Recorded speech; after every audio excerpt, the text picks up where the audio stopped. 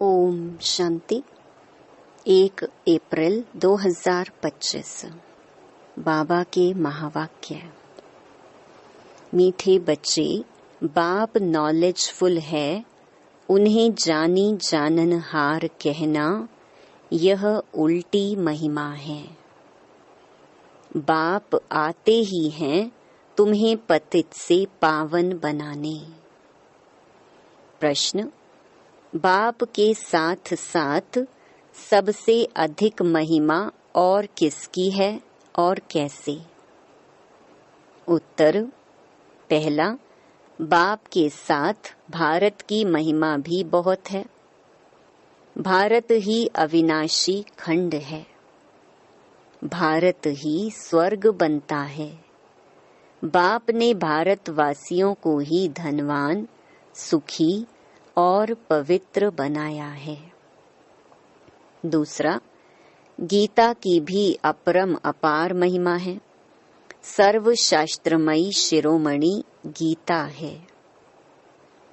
तीसरा, तुम चैतन्य ज्ञान गंगाओं की भी बहुत महिमा है। तुम डायरेक्ट ज्ञान सागर से निकली हो। ओम शांति। ओम शांति का अर्थ तो नए व पुराने बच्चों ने समझा है। तुम बच्चे जान गए हो, हम सब आत्माएं परमात्मा की संतान हैं।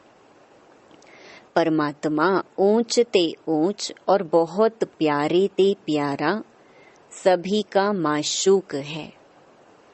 बच्चों को ज्ञान और भक्ति का राज तो समझाया है। ज्ञान माना दिन, सतयुग त्रेता। भक्ति माना रात, द्वापर कलयुग। भारत की ही बात है। पहले पहले तुम भारतवासी आते हो। 84 का चक्कर भी तुम भारतवासियों के लिए है। भारत ही अविनाशी खंड है। भारत खंड ही स्वर्ग बनता है और कोई खंड स्वर्ग नहीं बनता। बच्चों को समझाया गया है, नई दुनिया सतयुग में भारत ही होता है। भारत ही स्वर्ग कहलाता है। भारतवासी ही फिर 84 जन्म लेते हैं, नरकवासी बनते हैं। वही फिर स्वर्गवासी बनेंगे। इस समय सभी नरकवासी हैं। फिर भी और सभी खंड विनाश हो, बाकी भारत रहेगा।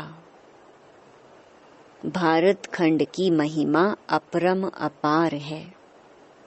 भारत में ही बाप आकर तुमको राजयोग सिखलाते हैं।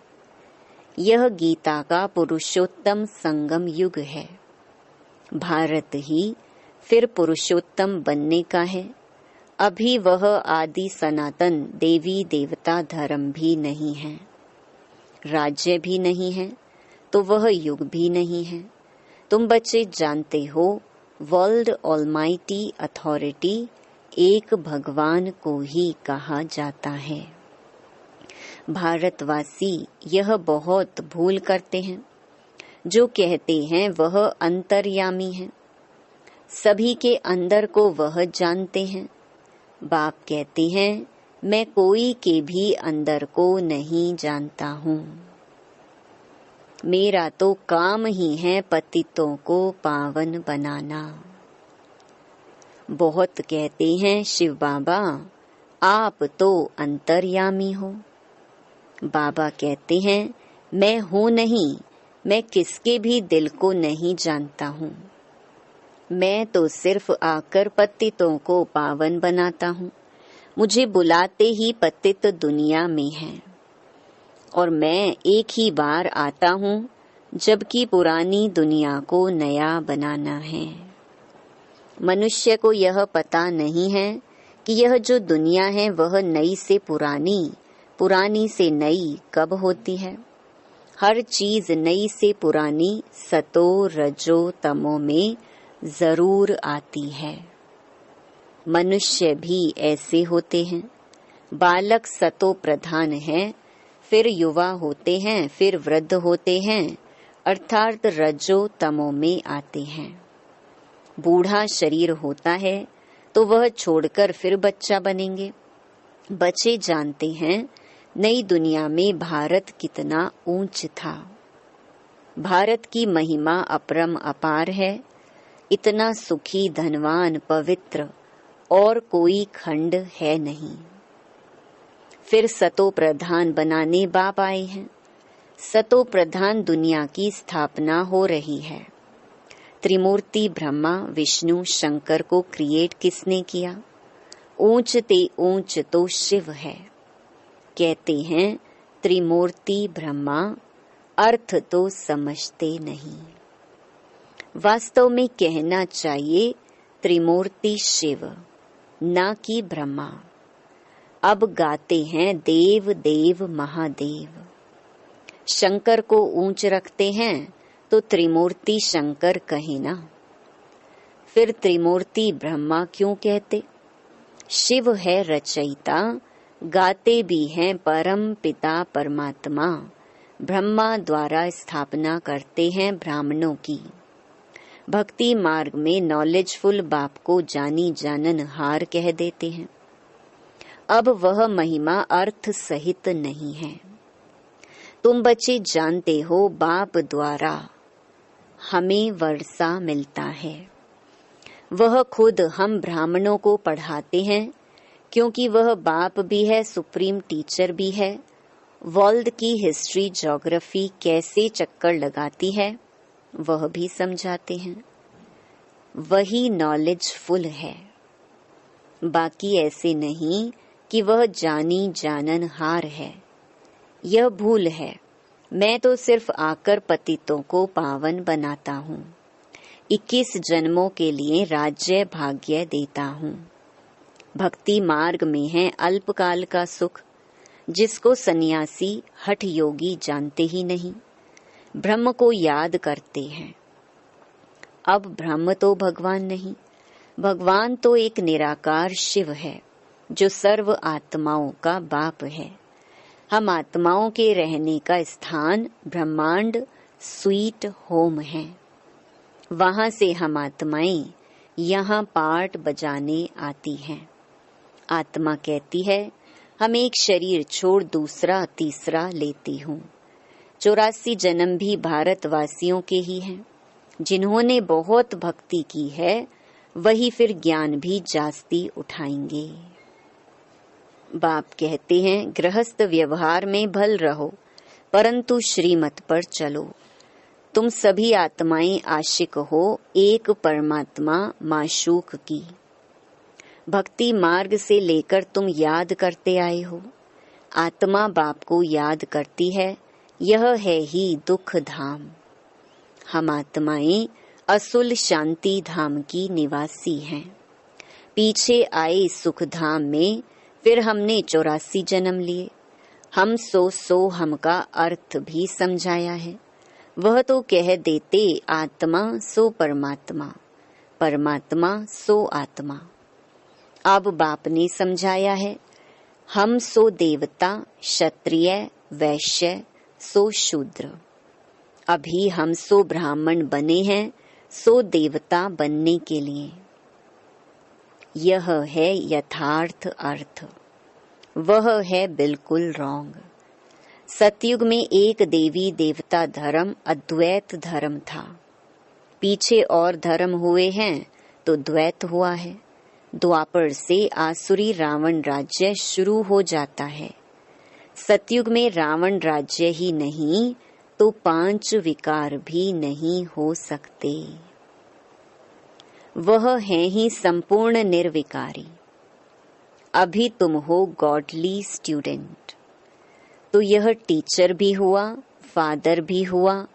फिर तुम बच्चों को सद्गति दे स्वर्ग में ले जाते हैं, तो बाप, टीचर, गुरु तीनों ही हो गया। उनके तुम बच्चे बने हो तो तुमको कितनी खुशी होनी चाहिए। मनुष्य तो कुछ भी नहीं जानते। रावण राज्य है ना। हर वर्ष रावण को जलाते आते हैं, परंतु रावण है कौन यह नहीं जानते। तुम बच्चे जानते हो यह रावण भारत का सबसे बड़ा दुश्मन है। यह नॉलेज तुम बच्चों को ही नॉलेजफुल बाप से मिलती है। वह बाप ही ज्ञान का सागर, आनंद का सागर है। ज्ञान सागर से तुम बादल भरकर फिर जाई वर्षा बरसाते हो। ज्ञान गंगाएं तुम हो, तुम्हारी ही महिमा है। बाप कहते हैं मैं तुमको अभी पावन बनाने आया हूँ। यह एक जन्म पवित्र बनो, मुझे याद करो तो तुम तमो प्रधान से सतो प्रधान बन जाएंगे। मैं ही पतित पावन हूँ। जितना हो सके याद को बढ़ाओ। मुख से शिव बाबा कहना भी नहीं है। जैसे आशिक माशूक को याद करते हैं, एक बार देखा बस फिर बुद्धि में उनकी ही याद रहेगी। भक्ति मार्ग में जो जिस देवता को याद करते, पूजा करते, उसका साक्षात्कार हो जाता है। वह है अल्प काल के लिए। भक्ति करते नीचे उतरते आए हैं। अब तो मौत सामने खड़ा है। हाय हाय के बाद फिर जय जयकार होनी है। भारत में ही रक्त की नदी बहनी है। सिविल वॉर के आसार भी दिखाई दे रहे हैं। तमो प्रधान बन गए हैं। अब तुम सतो प्रधान बन रहे हो। जो कल्प पहले देवता बने हैं वही आकर बाप से वर्षा लेंगे।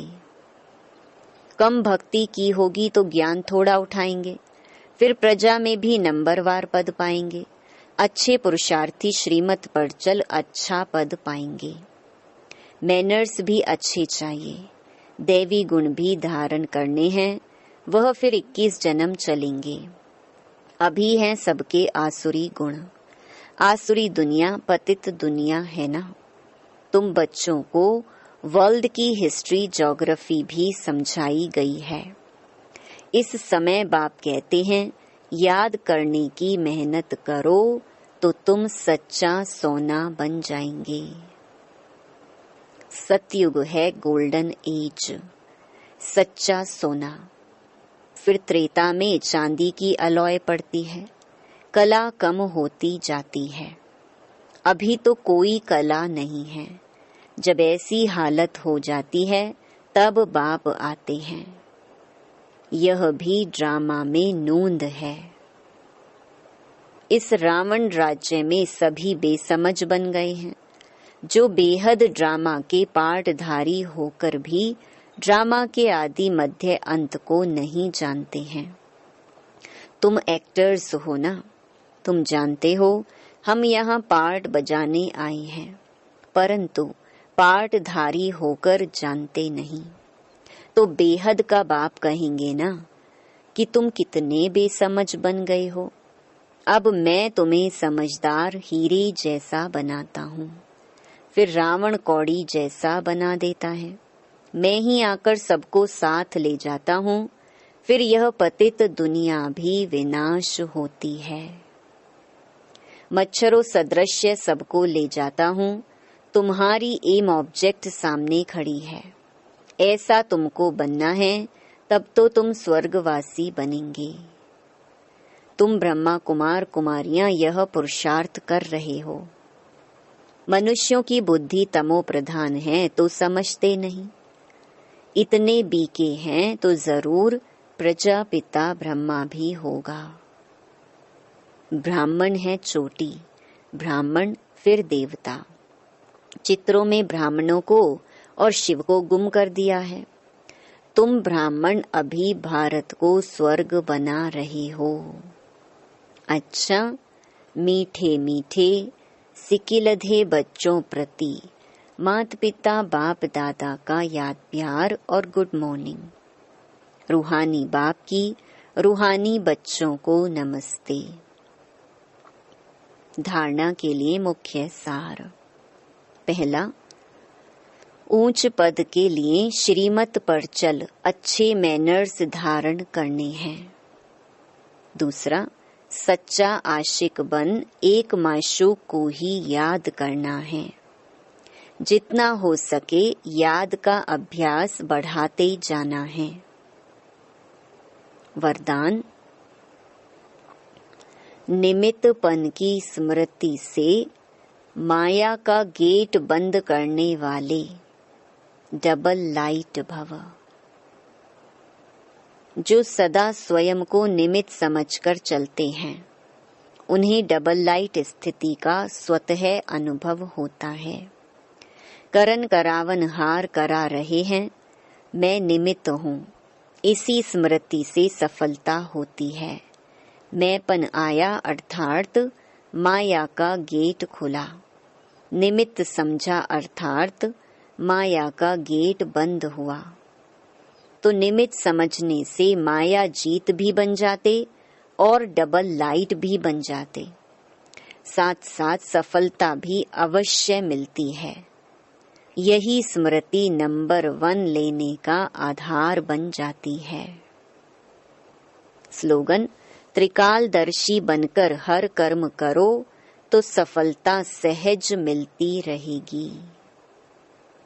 मातेश्वरी जी के महावाक्य। नंबर 1।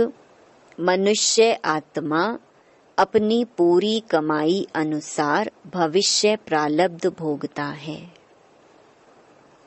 देखो, बहुत मनुष्य ऐसे समझते हैं हमारे पूर्व जन्मों की अच्छी कमाई से अभी यह ज्ञान प्राप्त हुआ है, परंतु ऐसी बात है ही नहीं। पूर्व जन्म का अच्छा फल है यह तो हम जानते हैं। कल्प का चक्कर फिरता रहता है, सतो रजो तमो बदली होता रहता है, परंतु ड्रामा अनुसार पुरुषार्थ से प्रारब्ध बनने की मार्जिन रखी है। तब तो वहां सतयुग में कोई राजा रानी, कोई दासी, कोई प्रजा पद पाते हैं। तो यही पुरुषार्थ की सिद्धि है। वहां द्वैत ईर्ष्या होती नहीं, वहां प्रजा भी सुखी है। राजा रानी प्रजा की ऐसी संभाल करते हैं जैसे माँ बाप अपने बच्चों की संभाल करते हैं। वहां गरीब साहूकार सब संतुष्ट हैं। इस एक जन्म के पुरुषार्थ से 21 पीढ़ी के लिए सुख भोगेंगे। यह है अविनाशी कमाई। जो इस अविनाशी कमाई में अविनाशी ज्ञान से अविनाशी पद मिलता है। अभी हम सतयुगी दुनिया में जा रहे हैं। यह प्रैक्टिकल खेल चल रहा है। यहाँ कोई छू मंतर की बात नहीं है। नंबर 2। गुरु मत, शास्त्रों की मत, कोई परमात्मा की मत नहीं है। परमात्मा कहते हैं, बच्चे यह गुरु मत, शास्त्र मत कोई मेरी मत नहीं है। यह तो सिर्फ मेरे नाम की मत देते हैं, परंतु मेरी मत तो मैं जानता हूँ। मेरे मिलन का पता मैं आकर देता हूँ। उसके पहले मेरी एड्रेस कोई नहीं जानता। गीता में भल भगवानुवाच है, परंतु गीता भी मनुष्यों ने बनाई है। भगवान तो स्वयं ज्ञान का सागर है। भगवान ने जो महावाक्य सुनाए हैं उनका यादगार फिर गीता बनी है। यह विद्वान पंडित आचार्य कहते हैं, परमात्मा ने संस्कृत में महावाक्य उच्चारण किए। उसे सीखने बिगर परमात्मा मिल नहीं सकेगा। यह तो और ही उल्टा कर्मकांड में फंसाते हैं। वेद शास्त्र पढ़ अगर सीढ़ी चढ़ जाएं तो फिर उतना ही उतरना पड़े, अर्थात उनको भुलाए एक परमात्मा से बुद्धि योग जोड़ना पड़े। क्योंकि परमात्मा साफ कहता है, इन कर्मकांड वेद शास्त्र पढ़ने से मेरी प्राप्ति नहीं होती है। देखो, ध्रुव, प्रहलाद, मीरा ने क्या शास्त्र पढ़ा। यहाँ तो पढ़ा हुआ भी सब भूलना पड़ता है। जैसे अर्जुन ने पढ़ा था तो उनको भी भूलना पड़ा। भगवान के साफ महावाक्य हैं, श्वासों श्वास मुझे याद करो, इसमें कुछ भी करने की जरूरत नहीं है। जब तक यह ज्ञान नहीं है तो भक्ति मार्ग चलता है, परंतु ज्ञान का दीपक जग जाता है तो कर्म कांड छूट जाते हैं। क्योंकि कर्म कांड करते करते अगर शरीर छूट जावे तो फायदा क्या मिला? प्रारब्ध तो बनी नहीं, कर्म बंधन के हिसाब किताब से तो मुक्ति मिली नहीं।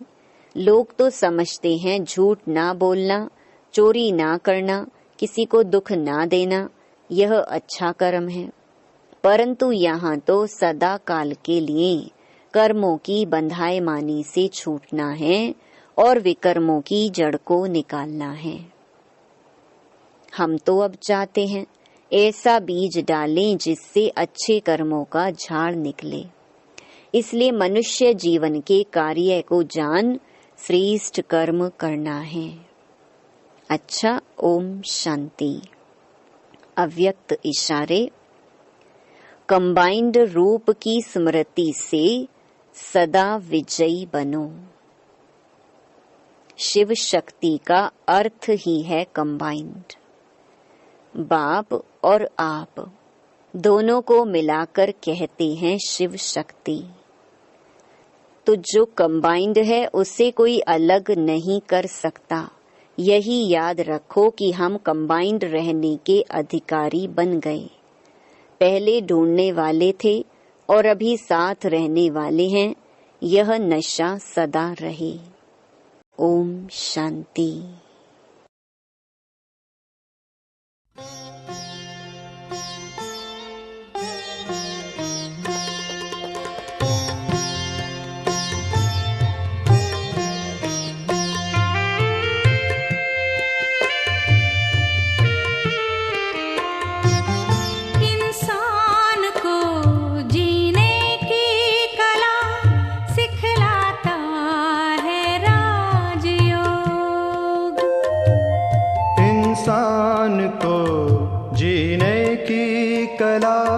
सिखलाता है राजयोग। दुख दर्द रोगों से मुक्ति दिलाता है राजयोग। दुख दर्द रोगों से मुक्ति दिलाता है राजयोग। इंसान को सिखलाता है राजयोग।